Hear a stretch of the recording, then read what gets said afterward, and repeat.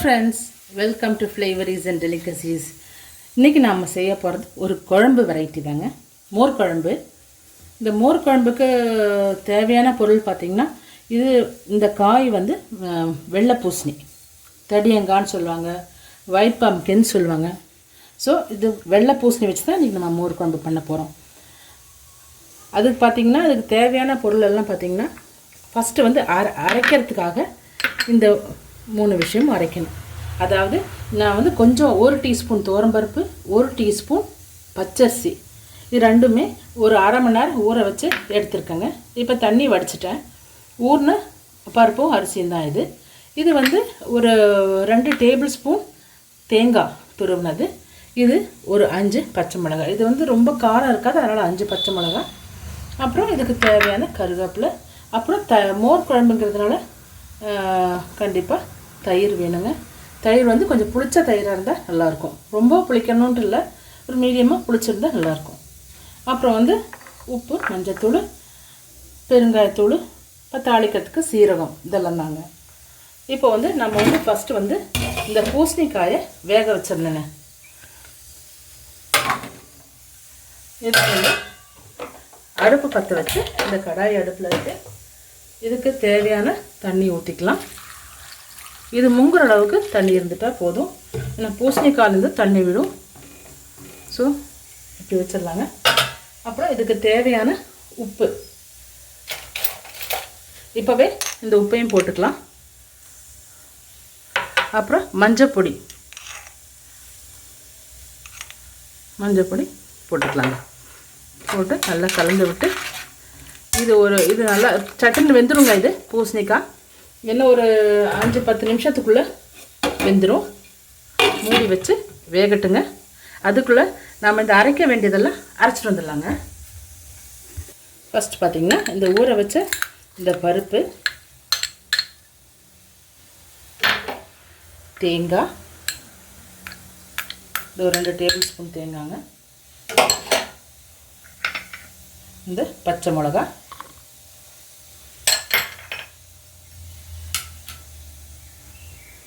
இப்போ வந்து இந்த பருப்பு, தேங்காய், பச்சை மிளகாய் 3 தண்ணி ஊற்றி இந்த மாதிரி மைய அரைச்சிட்டு வந்தாச்சுங்க. இப்போ வெந்தாச்சான்னு பார்க்கலாங்க.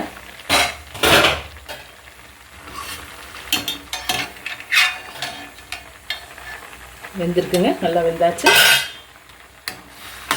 இப்போது இந்த குழம்புக்கு தேவையான கருவேப்பிலையை போட்டுடலாங்க.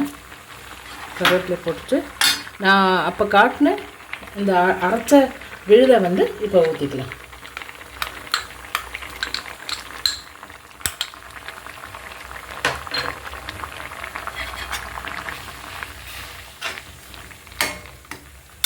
கொஞ்சம் தண்ணி சேர்த்திக்கலாம், திக்காக இருக்கும்.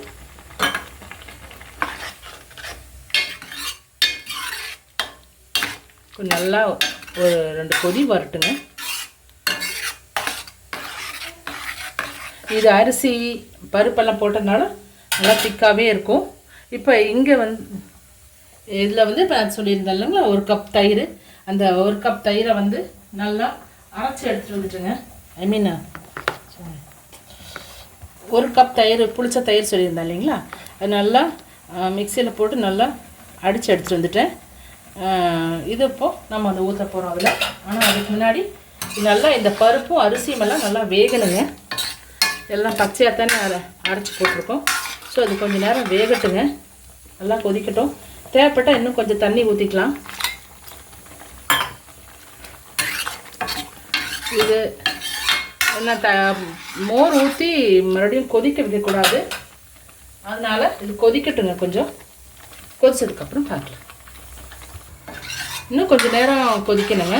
இது ஃப்ளேம்ஸ் பார்த்திங்கன்னா கொஞ்சம் கம்மியாகவே வச்சுருங்க. ஃபுல் ஃப்ளேமில் வச்சிங்கன்னா இந்த பருப்பு அரிசியெல்லாம் இருக்குது இல்லைங்களா, அது அப்படியே அடி பிடிச்சிக்கும். அடிக்கடி கொஞ்சம் கிண்டி விட்டுக்கிட்டே இருங்க. இது ஒரு 5 நிமிஷம் கொதிச்சா போதுங்க.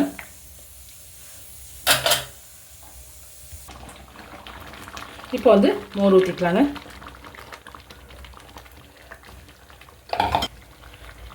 கொஞ்சம் தண்ணியும்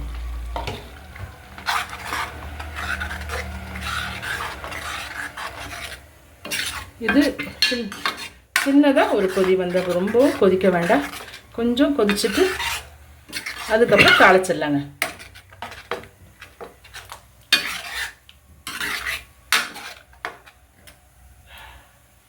உப்பு இருக்கான்னு டேஸ்ட் பண்ணி பார்க்கலாம். கம்மியாக தான் இருக்குங்க. இன்னும் கொஞ்சம் உப்பு வேணும்.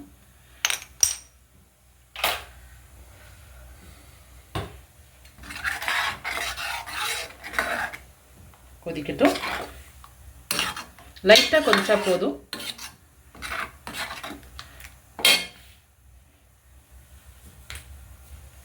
இப்போ இது கொதிச்சாச்சுங்க, இது நம்ம இறக்கி வச்சிடலாம்.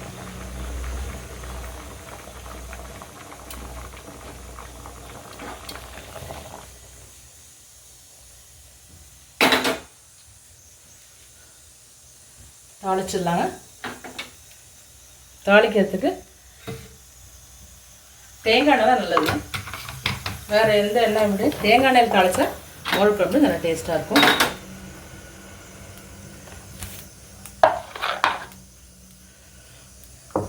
இப்போ 1 டீஸ்பூன் தேங்காய் எண்ணெய் விட்டாச்சுங்க.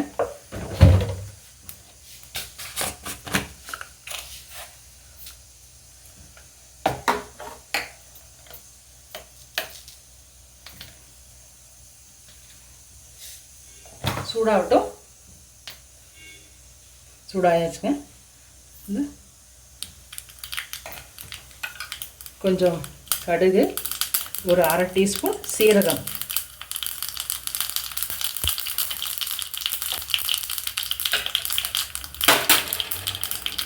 அப்புறம் வரமிளகாய், அப்புறம் கொஞ்சம் பெருங்காயத்தூளுங்க. அவ்வளோதான்.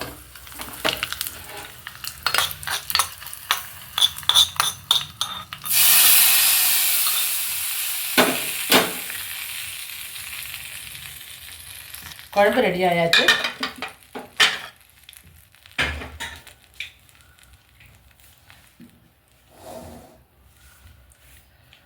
இது சர்வ் பண்ணிடலாங்க.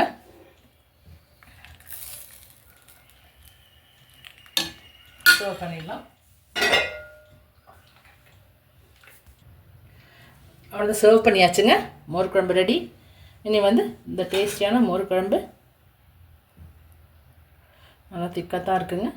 மோர் குழம்புனா கொஞ்சம் திக்காக இருக்கும். ஸோ ரெடி ஆயிடுச்சு. இனி அவ்வளோதாங்க, மோர் குழம்பு ரெடி. இனி சாதத்தோடு சர்வ் பண்ண வேண்டியதான் பாக்கிங்க. உங்களுக்கும் கண்டிப்பாக இது பிடிக்கும்னு நினைக்கிறேன். இந்த ரெசிபி உங்களுக்கு பிடிச்சதுன்னா லைக் பண்ணுங்கள், ஷேர் பண்ணுங்கள், கண்டிப்பாக சப்ஸ்கிரைப் பண்ணி சப்போர்ட் பண்ணுங்கள். எங்களுக்கு இது வரைக்கும் சப்போர்ட் பண்ணவங்களுக்கு எல்லாருக்குமே ரொம்ப தேங்க்ஸுங்க. இனியும் நீங்கள் சப்போர்ட் பண்ணணும். இப்போ இந்த ரெசிபி நீங்கள் செஞ்சு பார்த்து உங்களுக்கு பிடிச்சது இல்லை ஏதாவது உங்களுக்கு ஏதாவது டவுட்ஸ் இருந்தால் கமெண்ட் பாக்ஸில் சொல்லுங்கள். இனி அடுத்த வீடியோவில் பார்க்கலாம். தேங்க்யூ ஃபார் வாட்சிங். பாய்.